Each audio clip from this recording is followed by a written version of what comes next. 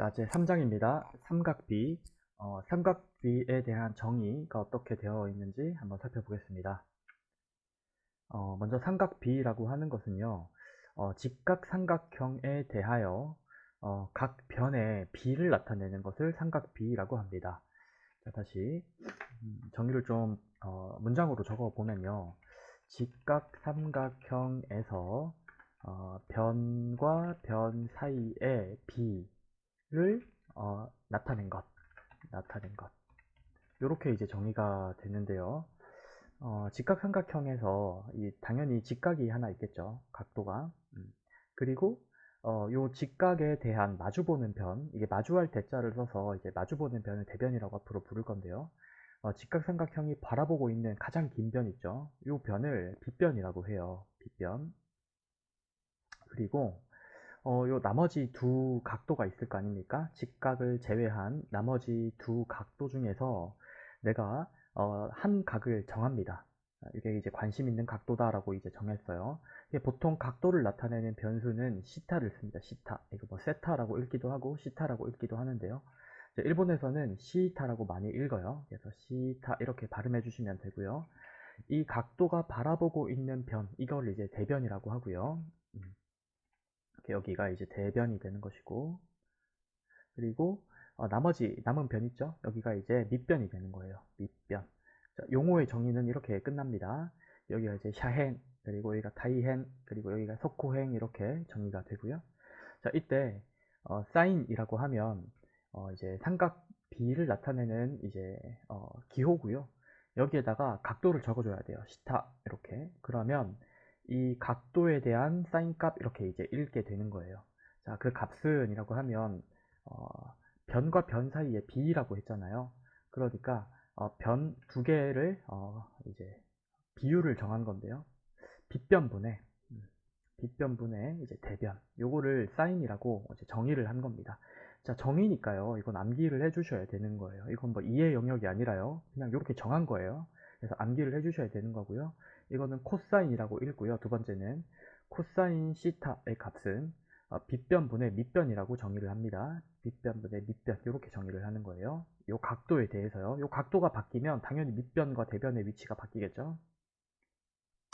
자, 그리고 탄젠트 시타라고 하면 얘는 밑변분의 대변, 이렇게 이제 정의를 하는 겁니다. 밑변분의 대변이라고 정의를 한다.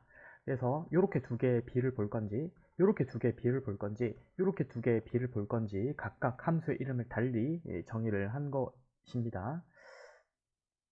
자, 이해가 되실까요? 예를 들어서 이 각도를, 예를 들어서 제가 관심이 있다, 나는 이 각도에 대해 관심이 있다 라고 하고요, 이 각도를 뭐 알파라고 한번 해볼까요? 알파. 그러면 나는 사인 알파를 알고 싶어, 이렇게 정할 수도 있는 거잖아요. 사인 알파. 그러면 이 사인 알파는 빗변, 빗변은 당연히 제일 긴 변이니까 여기 그대로겠죠. 빗변. 그리고 여기 대변, 요거는 상관이 없어요. 대변. 빗변분의 대변, 이게 정의니까. 근데 대변이 어디가 되냐면 얘가 봤을 때 대변은 여기가 대변이 되는 거예요. 여기가 대변이 되는 거예요. 이해가 되시나요? 그리고 여기가 밑변이 되는 거예요. 알파를 기준으로 했을 때는. 아까 요 시타를 기준으로 했을 때는 시타가 바라보고 있는 게 얘가 대변이었잖아요. 그리고 나머지가 밑변이 되는 거고. 이해가 되시죠? 그래서 각도가 어디를 내가 중심으로 볼 것인지에 따라서 밑변과 대변이 위치가 바뀌고요. 빗변은 제일 긴 변을 말하는 거니까 얘는 안 바뀝니다. 얘는 하나로 딱 고정이 되는 거예요. 자, 이런 식으로 삼각비가 정의가 되는 겁니다. 자, 그러면 이 삼각비에 대한 공식이, 기본적인 공식이 세 가지가 있어요. 이것도 암기를 해 주시는 게 좋습니다. 당연히 왜 그런지를 이제 뭐 볼 수가 있는데, 유도를 해 볼 수가 있는데, 저희 시험에서는 이 공식을 암기해 놓고 그대로 쓸 수 있도록 하는 것이 중요하고요. 먼저 이 첫 번째 공식부터 볼게요. 사인 시타의 제곱 더하기 코사인 시타의 제곱이 1이다 라고 하는 이런 공식이 성립합니다. 예를 들어 볼게요. 여기가 이제 빗변이라고 했죠. 제일 긴 거. 그 다음에 여기를 제가 시타라고 정의해 보고요. 그 다음에 여기를 뭐 B, 그리고 여기를 C, 이렇게 여기를 A 이렇게 한번 정의를 해보도록 하겠습니다. 그러면 요 직각삼각형에서 사인 시타 값은 빗변분의 대변이잖아요. 그래서 빗변분의 대변, 이거 암기하셔야 돼요. 빗변분의 대변. 자, 그 다음에 코사인 시타 값은 빗변분의 밑변이죠. 그래서 C분의 A가 될 겁니다. 괜찮죠? 자, 요거 공식에다가 그대로 대입을 한번 해볼까요? 사인 시타의 제곱을 여기다 써요. 요것도 알아두셔야 되는데, 요 전체 제곱 이렇게 쓰지 않고요. 이렇게 쓰지 않고, 요 제곱은요, 여기 각도와 그 다음에 요 삼각함수, 요거 삼각함수라 부르거든요. 사인 요거를 요렇게다가 사이에다가 이렇게 써줍니다. 요게 이제 사인 전체의 제곱이 된다는 거예요. 자, 이 녀석은 C제곱분의 B제곱이죠. 자, 그리고 코사인 시타의 제곱은 C제곱분의 A제곱이에요. 요거 두 개 더 해볼까요? 그러면 사인 제곱 더하기 코사인 제곱은 이게 C제곱분의 통분이 되죠. B제곱 더하기 A제곱 이렇게 될 건데, 요 분자를 한번 보실까요? 분자 A제곱 더하기 B제곱은 뭘까요? A제곱 더하기 B제곱은 요거 피타고라스 정리에 따라서 C제곱이잖아요. 따라서 요 위쪽에 있는 분자 요거는 C제곱이에요. 따라서 C제곱분의 C제곱이니까 이게 1이다 라고 하는 성질이 언제나 만족된다는 거죠.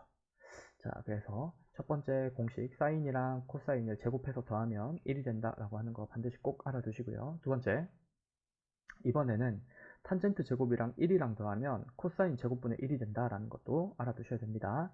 자, 탄젠트 시타는 밑변분의 빗변이죠.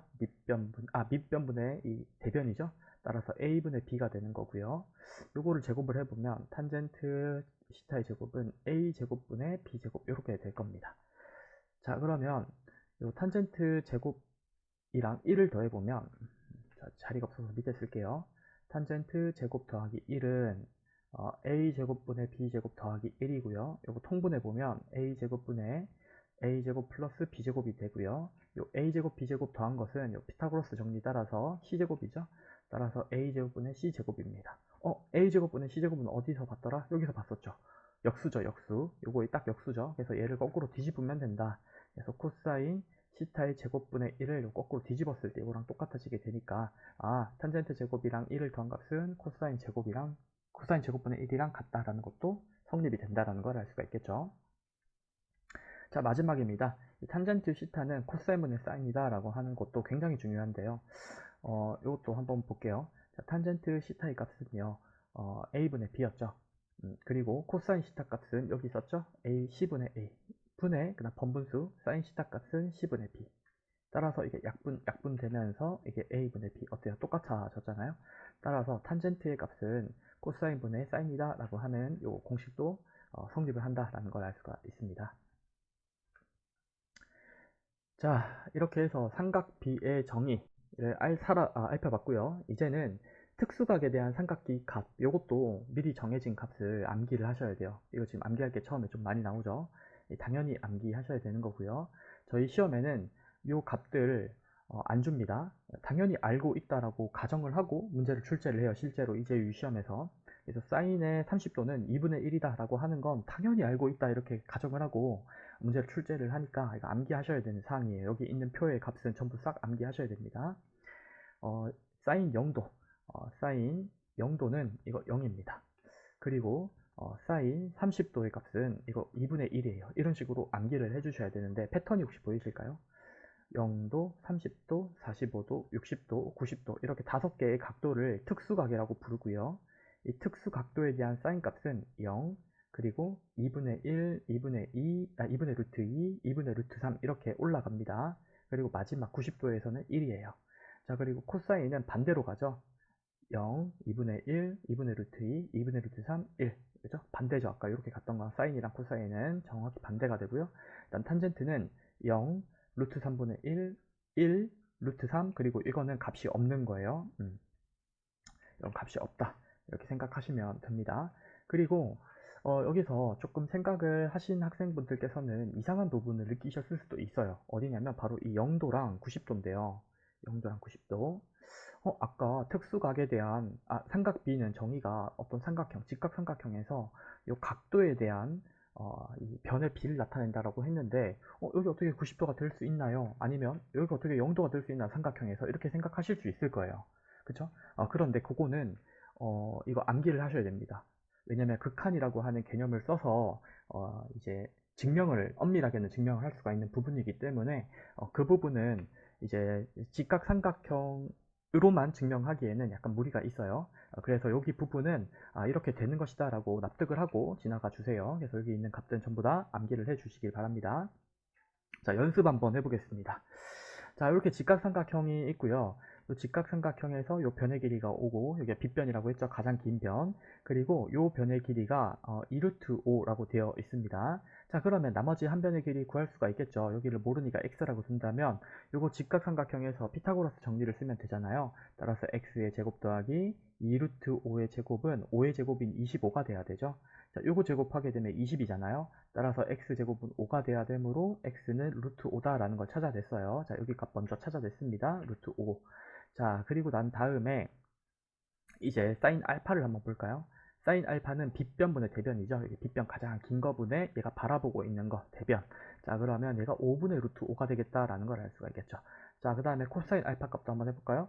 코사인 알파는 가장 긴 빗변분의 밑변이잖아요. 그래서 가장 긴 거분의 밑변 요거죠. 따라서 5분의 2 루트 5가 된다. 5분의 2 루트 5. 자, 다음에 코사인 알파, 탄젠트 알파 보겠습니다. 탄젠트 알파는 밑변분의 대변이죠. 따라서 2 루트 5분의 루트 5가 되어서 여기가 약분되면서 2분의 1이 된다라는 걸 알 수가 있습니다. 자, 여기서도 사인 베타 그리고 코사인 베타 그리고 탄젠트 베타 이 값도 여러분들 한번 생각해 보세요. 자, 잠깐 멈춰 두시고 한번 풀어 보시고 자, 사인 베타 같은 경우에는 자, 여기 각도를 이제 기준으로 해서 보는 거죠. 가장 긴 거 빗변, 여기가 빗변이 되고요. 얘가 바라보고 있는 거, 여기가 이제 대변이 되는 거고, 그 다음 나머지가 이제 밑변이 되는 거예요. 그러니까 사인은 빗변분의 대변이죠. 따라서 5분의 2 루트 5가 될 겁니다. 이번에는요. 자, 그 다음 코사인 베타는 5분의 루트 5 이렇게 될 거죠. 자, 탄젠트는요. 밑변분의 대변이니까 루트 5분의 2 루트 5 이렇게 되어서 여기는 2가 된다라는 걸 알 수가 있습니다. 약분되니까요. 자, 이렇게 해서 삼각비의 정의, 그리고 특수각에 대한 값들, 그리고 삼각비에서 사용되는 중요한 공식 3가지 알려드렸습니다.